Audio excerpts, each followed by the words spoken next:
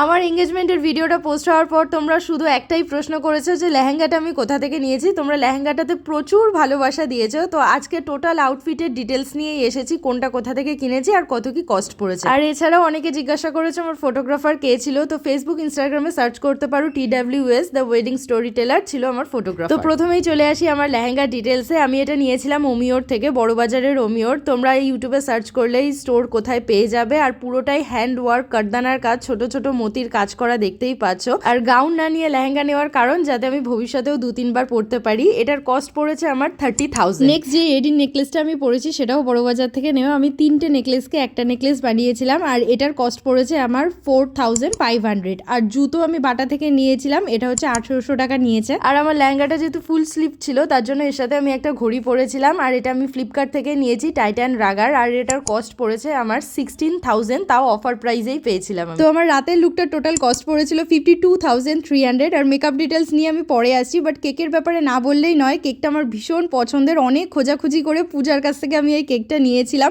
এত বড় বড় ডিজাইনার কেক একমাত্র ওর পক্ষেই বানানো সম্ভব। ডিটেলস আমি ওপরে দিয়ে দিয়েছি। আর কেকের কস্ট পড়েছিল আমার 11,000।